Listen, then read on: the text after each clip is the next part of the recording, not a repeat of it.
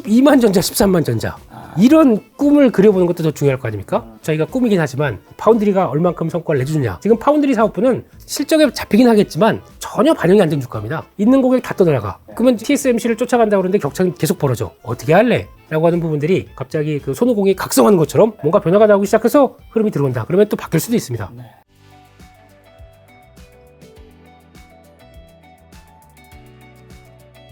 시장이 참 오묘한 상황 쪽에서 뵙게 돼서 시장 좀 진단하고 지금까지 왔던 상반기와 하반기 뭐 이런 것들 가로지르는 시점이다 보니까 이런 거 한번 좀 체크를 해봐야 될 것 같습니다. 오묘한 시점이란 게 어떤 의미이고 현재 한국이나 미국 증시 한번 점검해 주신다면요. 네, 일단 미국 증시부터 보게 되면 미국 증시 분위기는 좋습니다. 예, 저희 녹화하는 날짜 기준으로 봤을 때 S&P 막 500, 5,500까지 쭉 들어가고 나스닥도 18,000 이렇게 되기 시작하게 되면 기분은 와 이거 미국 시장 가는 거 아니야? 예, 이쪽으로 가야 되는 거 아니야? 뭐 이런 식으로 생각하실 것 같은데 나오는 데이터 보면 지수는 되게 좋아요. 그리고 한국 증시도 그렇습니다. 지수는 괜찮아요. 그런데 미국 증시도 그렇고 한국 증시도 그렇고 공통점은 지수나 분위기는 나쁘지 않다고 하더라도 세부적으로는 안 좋습니다. 무슨 얘기냐면 하락 종목이 월등히 많습니다. 미국 증시도 그래요. 지금 보통 보면은 미국 증시에서 S&P 500이나 나스닥을 많이 보여주신다고 하더라도 그 중간을 가로지르는 러셀 2000, 그러니까 총 1000위에서 3000위까지 있는 종목들. 그렇습니다. 그런 종목들의 보그의 흐름을 보게 되면 못 따라갑니다. 이게 어디서 영향을 끼쳤느냐? 라고 보게 되면 가장 중요한 거는 금리죠. 금리가 영향을 끼쳤다라고 보게 되면 이게 생각보다 못 따라온다는 관점으로 봤을 때 금리의 변화가 들어와야 모든 종목이 지수도 오르고 나도 행복한 이런 변화가 들어올 수 있겠다라고 봐야 될 것 같고요. 특히 미국 시장도 상반기에는 가장 좋았던 게 빅테크 기업. 저희가 알고 있는 AI가 이렇게 묻어나서 나올 수 있는 빅테크 기업들이 가장 좋았습니다. 그래서 그런 변화가 그대로 끌고 가는데 저희가 그러다 보니까 미국 시장을 요즘 투자 이민 떠나시는 분들 많죠. 한국 시장 안 되겠어 손절. 미국으로 떠난다고 하더라도 미국에서 저희가 가서 매매한다고 하더라도 뭐 작은 종목 안 합니다. 조그만 소프트웨어 회사, 뭐 무슨 바이오 회사. 잘 알지도 못하죠. 그렇죠. 그런 거 매매할 수도 없지 않습니까? 근데 알고 있는 종목들 매매하다 보니까 이거는 그냥 샀다가 조금 기다리면 다 올라오네. 그러니까 좀 미국 주식을 할 만한 거죠. 근데 거기도 만약에 빅테크 기업들이 쭉 가다가 이제 중소형주 쪽까지 막 움직이는 변화가 나온다 그러면 다 변화되겠죠. 그럴 때는 미국 증시보다 한국 증시가 좋을 수도 있습니다. 일단 상반기는 그래도 지수 중심으로는 좋았다. 하지만 하반기는 좀 더 세밀하게 좀 체크해야 되지 않나 이렇게 봐야 될 것 같습니다. 자, 미국 주식 얘기해서 지금 테슬라 주가 빠질 수가 없는데요. 그렇죠.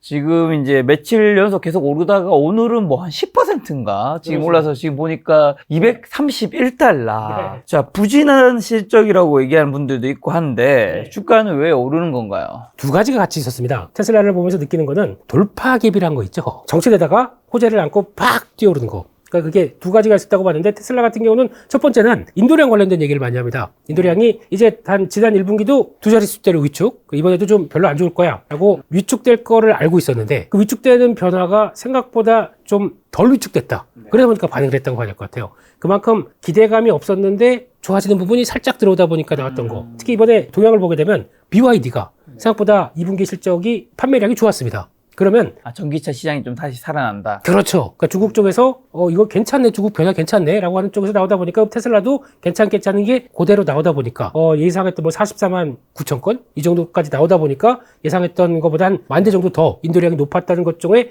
반응을 하는데 제가 보기엔 그게 아닙니다. 핵심적인 내용들은 머스크 CEO가 트럼프를 지지했다. 뭐 그것도 그냥 하는 얘기고요. 트럼프 지지로 바뀌었더라고요. 살려면 어쩔 수가 없습니다. 요즘 보면은 트럼프 쪽으로 진영을 가져갔을 때 그쪽에 못 들어간 신재생 에너지 업체들은 다 빠졌습니다. 얼마 전에 또 바이든이 대선 토론에서 또 기침도 너무 많이 하시고 좀 건강하지 않은 모습을 보여서 약간. 그렇죠. 거기다가 약을 드시고 이러고 있는 모습들 펼쳐지다 보니까 좀 많이 실망스러웠었죠. 근데 그런 것도 물론 있겠지만 가장 핵심적인 건 그겁니다. 저희가 테슬라 사업부를 봤을 때 저희가 뭐 전기차 그리고 또 뭐 이제 충전하는 사업 그리고 거기다가 또 로봇 아니면 여러 가지 또 자율주행 여러 가지 사업들이 있는데 그 중에서 의외로 성장을 강하게 하는 섹터가 나온 게 에너지 사업부입니다. 이게 뭐냐면은 에너지 사업부 같은 경우는 ESS 사업부랑 태양광 사업부가 있습니다. 근데 그 중에서 ESS 사업부 같은 경우는 다 아시죠? 전력 저장 장치 이쪽에서 산업용이 있는 메가팩이 있고 가정용으로 들어가는 월이라고 하는 거죠. 이게 두 개가 있다 보니까 거기서 산업용 쪽이 무지하게 폭발적으로 성장하고 있습니다. ESS 관련된 쪽에 대한 테슬라의 역할론을 많이 좀 생각을 했었는데 이게 갑자기 성장폭을 좀 확인하다 보니까 아니 이거 의미 있는 변화가 나오겠네? 그리고 지금 현재 캘리포니아에 공장이 있어요. 생각보다 풀캡합니다. 더 증설해야 되는데 그걸 어디서 하냐면 중국 상하이에다가 이번에 해서 이제 공장이 운영되는 게 이제 2025년 1분기 가게 되면 이제 공장이 돌아가게 됩니다. 캐파가 더 늘어나겠죠. 2025년, 2026년 거의 100%씩 성장할 걸로 봅니다. 그래서 지금 현재 ESS 관련된 중심으로 된 이 에너지 사업부가 현재 총 매출 비중의 7%밖에 안 되거든요. 이게 2026년 가게 되면 20%까지 뛰어올 걸로 봅니다. 그만큼 중요한 역할을 차지한다라고 하다 보니까 ESS의 중요성, 아니 이것 봐라 라고 하면서 시장이 강하게 또 반응을 했었죠. 또 자세히 보시게 되면은 테슬라가 미국에서 차지하는 시장 점유율을 보게 되면 ESS 사업부가 마켓쉐어 1위입니다. 30% 차지합니다. 2위가 어딘지 아십니까? LG에너지 솔루션입니다. 네, 16.5%. 데이터를 보면서 그냥 지나쳤었어요. 의외네? 라고 하는 데이터들이 나오기 시작하다 보니까 거기서 LG에너지 솔루션도 ESS 쪽에서 미국에서 좀 잘하고 있는 2차전지 업체다라는 쪽에 대한 시각들이 나오다 보니까 요즘에 또 바뀌었죠. LG에너지 솔루션의 모습도요. 그런 것도 가세가 되면서 전기차만 바라보고 있던 부분들이 조금씩 다변화되면서 나오는 또 하나의 알고는 있었는데 이렇게 많이 컸어? 라고 하는 부분들이 나오다 보니까 오히려 테슬라를 가속시켰던 그런 모습들이 아니라 생각됩니다. 자, 근데 미국과 유럽에서는 전기차 수요 둔화 리스크를 직면하고 있고, 중국에서는 어쨌든 BYD로 뭐 판매량이 늘어난 걸로 전기차가 살아난다고 볼 수도 있지만, BYD 경쟁사 리스크가 테슬라한테 당연히 있잖아요. 네. 그리고 현재 테슬라 모델 라인업이 또 다소 진보해져서 성장하기 어렵다는 전망도 있는데, 이런 의견 어떻게 보시고, 앞으로 그럼 테슬라 주가, 앞으로는 어떻게 보시나요? 오르니까 더 올라간다고 막 얘기를 해야 되는 이런 입장은 아니고요. 테슬라가 보여주는 것처럼 이제 전혀 기대감이 없다가 판매량, 전기차와 관련된 판매량 자체가 뚱하다 보니까 거기서 나오는 기대감이 많이 낮아진 거는 인정했지만 그 외에 모르고 있었던 사실들 이게 툭툭 나오고 있다 보니까 그게 테슬라가 그런 측면도 있었네 라고 변하는 모습들이 좀 나온다고 봐야 될 것 같고요. 이제 8월달 가게 되면 8월 8일 날 로보택시가 나옵니다. 예, 이게 어떤 의미를 갖냐면은 자율주행이 그만큼 자신 있다는 얘기고 싼 자동차 아니면 보급형 자동차가 될 거라고 생각합니다. 사람들이 구입을 많이 하게 되면 일중에 다 일 보고 집에 가서 차고에 딱 넣습니다. 그리고 그거를 딸칵 바꿔요. 이건 그냥 하는 얘기고요. 스위치를 바꾸는 거 없겠죠. 근데 스위치를 바꿔서 다 집에 왔다. 난 쓸 일이 없다. 로보택시 기능으로 딱 바꾼다. 그러면 이 차가 이제 뭐 하냐면 시도를 받겠죠. 누가 저쪽에서 옆집은 영화 보러 가고 싶어요. 근데 내가 지금 차를 어디 고장나서 맡겼습니다. 차를 부르게 되면 옆집에 있는 사람이 있다 보니까 이거 차 쭉 와가지고 이 사람 태우고 영화 갖다 주고 요금 받고 운행을 알아서 막 하고 나중에 집에 내가 필요한 시간까지 딱 온다. 내가 자고 있는 사이에 이 차가 일을 해주네요. 그렇죠. 얼마나 좋습니까? 이런 개념들이 나오기 시작하면서 약간 비약적인 모습들도 좀 있습니다만 보통 저희가 그렇잖아요. 성장을 할 거란 꿈이 꺾이게 되면 무차별하게 주가가 빠집니다. 그렇죠. 네, 근데 그 성장에 대한 기운들이 다시 속속속 들어오기 시작한다. 그럼 주가는 밀렸다가도 잠깐 이거 이런 회사지? 하고 또 환기가 들어올 거 아닙니까? 아마 지금 판매 데이터 관련된 부분들은 약간 정점을 찍지 않았나. 하향하는 것은 정점을 찍었다고 보고 주가에 대한 변화는 좀 더 긍정적으로 보는 게 맞지 않나 싶습니다. 자, 삼성제 2분기 실적 예상치가 상향 조정되고 있습니다.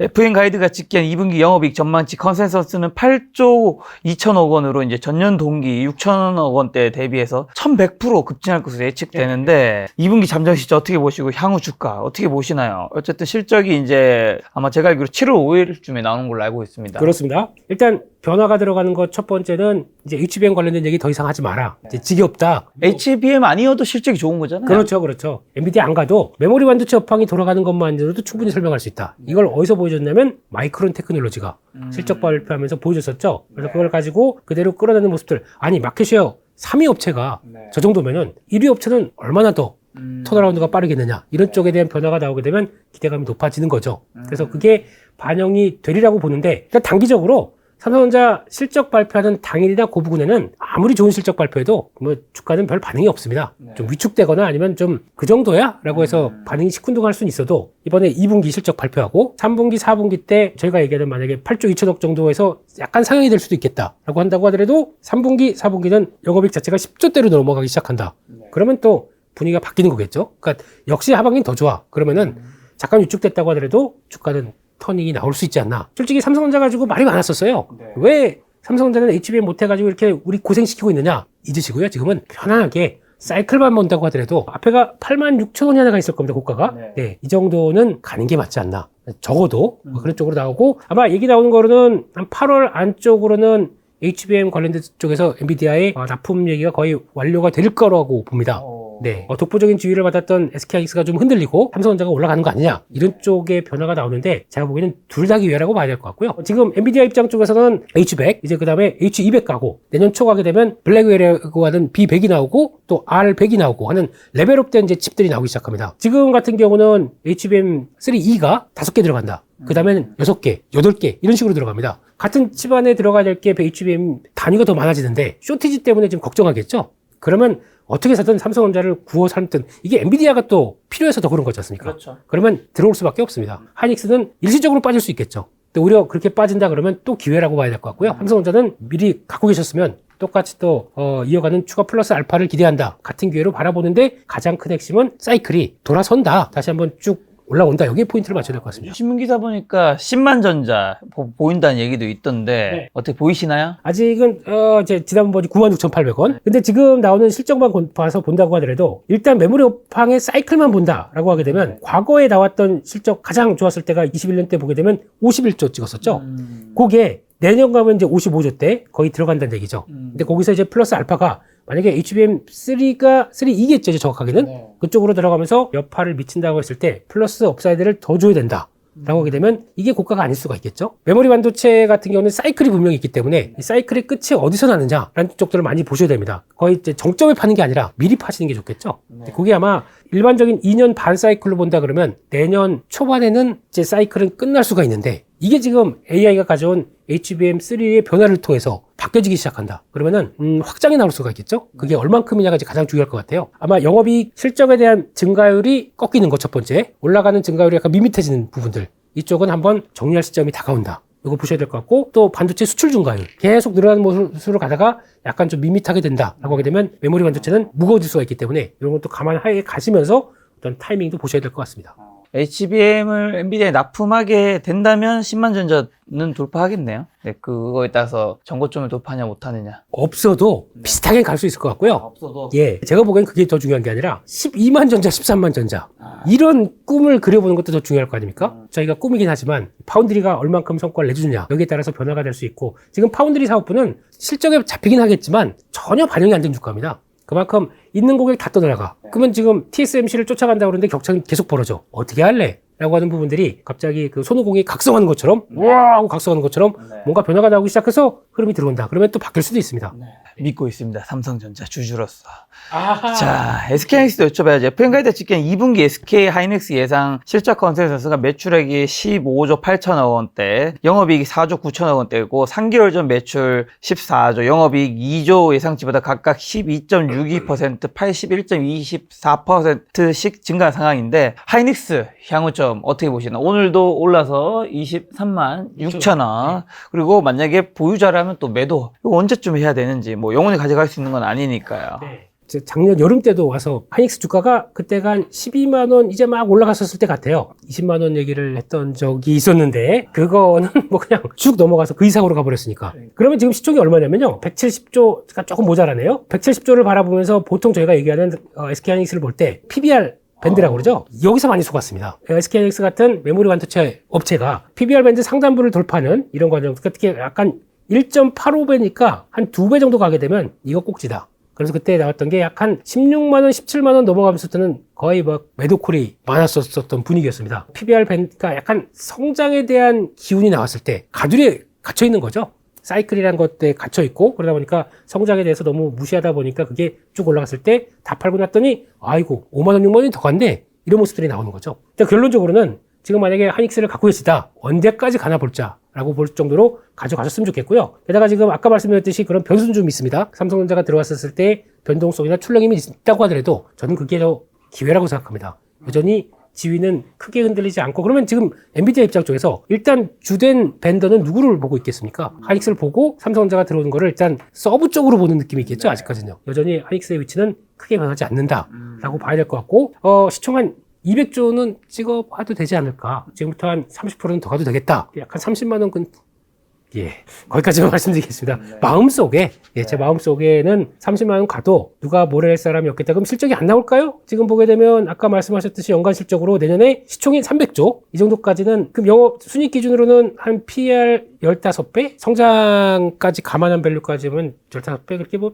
비싼 수치는 아니지 않을까. 순익 기준으로 보게 되면은 1조가 나오니까 내년 예상치입니다. 근데 이게 업사이드가 더 나올 수도 있고요. 내년 기준으로 봤었을 때 PER 10배 이 정도까지 목표를 하게 되면 200조는 한번 가보자. 이런 마음으로 보고 있습니다. 하이닉스든 뭐 한미 반도체든 다 미국의 엔비디아 주가랑 또 연동이 너무나도 크게 되어 있는데 엔비디아 분기 이제 실적 발표는 어떻게 보시고 향후 주가 어떻게 보시나요? 이에 대해서 하이투자증권의 이용찬 연구원님께서는 엔비디아는 호실적을 계속 발표하고 있지만 주당 순이익 서프라이즈 비율은 점차 감소하고 있다. 네. 안 좋은 얘기인데 그리고 뒤에 좋은 얘기로 그럼에도 독점적 경쟁력과 수요 과열의 높은 이익률을 유지해주고 있다. 네. 뭐 이런 의견 어떻게 보시는지까지. 이제 성장하는 주가가 성장률이 멈추게 되면 그때는 주가가 이제 다 했다 이런 표현을 쓸 수도 있습니다. 근데 더 중요한 거는 엔비디아를 대체할 만한 쪽이 있나요 지금? 없죠. AMD가 그 자리를 대체하겠습니까? 브로드컴이 하겠습니까? 아직은 그런 변화가 나오지 못한다고 하게 되면 엔비디아의 공공한 지위는 아성을 흔들 수 없다. 실적의 흐름 기반에 플러스 프리미엄이 더 가세해지는 게 맞다고 봐야 될 것 같습니다. 저희가 예전에 Y2K라고 해서 2000년대 초반에 그 닷컴 버블이라고 있죠. 그거 나왔을 때랑 많이 비교를 하더라고요. 요즘에 주가가 급하게 올라가다 보니까. 그렇다고 하더라도 그때는 따라오지 못한 실적들의 기반과 뭐 재무구조 다 따지게 되면 지금 엔비디아의 나오는 실적 대비해서 움직인 주가를 봤었을 때 거리가 좀 있다고 봐야 되겠죠. 그건 아니라고 보게 되면 걸리는 건 두 가지가 있습니다. 첫 번째 액면 분할한 거고요. 두 번째가 액면 분할하게 되면은 120달러에서 200달러 또 가. 이런 식으로 베팅은 들어온다고 하더라도 액면 분할 자체가 어떤 주가에 큰 영향을 끼치는 건 아니지 않습니까? 그렇기 때문에 기분만 싸졌다. 라는 부분인데 그거 대비해서는 액면 분할하고 나서는 약간 좀 정체의 흐름들이 좀 커지는 게 첫 번째고요. 두 번째는 내부자 매도가 있습니다. 황 선생님, 젠슨 황, 한 600만 주 팔 걸로 좀 대기하고 있고 주가가 여기서 올라온다 그러면 이번 계속 매도가 나올 겁니다. 마찬가지로 임원들도 매도가 좀 준비가 돼 있기 때문에 올라오게 되면 이런 매도 물량도 만만치 않은 부분들 이게 좀 소화가 되는 과정들이 좀 필요할 것 같습니다. 그런 과정들 쪽에서 실적 발표 대기했는데 우리나라식으로 하게 되면 엔비디아는 한 분기가 좀 앞서가거든요. 저희가 2분기가 1분기가 되는 꼴이 되다 보니까 저희 기준으로 한 3분기 정도 가게 되면 이제 기저효과 때문에 그렇게 가파른 성장이 안 나옵니다. 계속 뭐 50%씩 성장할 수는 없는 거지 않습니까? 이 규모에 비해서는 성장률은 꺾였어도 이 규모는 여전히 유지가 된다는 쪽에 대한 분위기가 어떤 시장의 반응이 나올지는 중요하겠지만 그때쯤엔 좀 슬로우해질 수는 있어요. 그렇다고 하더라도 고려사항들 끝나고 나게 되면 레벨업은 계속 시도할 것이다. 이렇게 봐야 될 것 같습니다. 또 브로드컴 얘기도 해주셔서 2일 한국 예탁 결정에 따르면 서학기미분들이 최근 한 달간 순매수 1에서 5위 주식이 엔비디아 수익률 1.5배를 추정한 레버리지 ETF 그랜니세어스 1.5x 롱 엔비디아 데일리라는 것도 있었군요. 네. 그 다음에 마이크론 테크놀로지 브로드컴 TSMC라고 하는데 그럼 나머지 이제 마이크론 테크놀로지는 브로드컴 TSMC는 어떻게 보시나요? 엔비디아를 보면서 엔비디아의 생산을 해주는 쪽이 이제 TSMC일 거고 브로드컴도 마찬가지로 지금 시장에 대한 기대감이 높은 게 서학개미로 많이 변신을 하셨더라고요. 최근에 보니까. 예. 한국 시장이 너무 재미없다 보니까. 최근에 실적 발표 잘했고 액면 분할 얘기 나오다 보니까 이것도 쭉 가다가 약간 차익 매물 받고 살살 다시 돌아가는 분위기입니다. 어차피 이쪽도 엔비디아의 아성을 어느 정도 흔들 누가 되겠느냐라고 해서 가장 많이 얘기 나오는 것 중에 하나가 AMD가 있을 거고 또 이제 브로드컴 같은 경우도 칩을 생산을 했었을 때 다른 방향 쪽으로 가는 대표적인 주자들이 나오기 시작하다 보니까 경쟁이자 AI의 칩에 대한 산업을 키우는 역할들 이런 것들에 대해서 얘기를 많이 나오고 있고요. 또 하나가 얘기 나오는 것 중에 하나가 그래도 퀄컴이 있습니다. 그러니까 스마트 쪽에 들어가는 AP라고 그러죠. CPU 역할. 이걸 많이 했던 회사인데 온디바이스 AI 시대가 되다 보니까 이 칩이 이제 스마트폰이 아니라 PC나 이런 쪽으로도 확대가 되기 시작합니다. 삼성 갤럭시북 4 엣지 이쪽으로 들어가면서 퀄컴 스냅드래곤이 들어가기 시작하더라고요. 영역이 넓어진다. 라는 쪽의 분위기가 나오는데 최근에 밀리는 거는 이거 칩 분량 얘기가 좀 있습니다. 소화를 하는 게 좀 중요할 것 같고요. ARM 같은 경우도 주가가 좀 변동폭이 좀 크긴 한데 시장에서 기대감은 또 높다고 봐야 될 것 같고요. ARM 같은 경우도 왔다 갔다 하긴 하지만 칩 설계하는 회사다 보니까 다양한 회사들이 나도 AI 이런 거 해보기 위해서 설계해 주세요. 라고 하는 다양성이 나오다 보니까 가장 수혜는 또 ARM 같은 경우도 받을 수가 있다라고 하다 보니까 AI가 만들어가는 칩과 관련된 환경이 나오는 말씀드렸던 종목들도 미국 시장에서 부각을 받기 시작하는 거죠.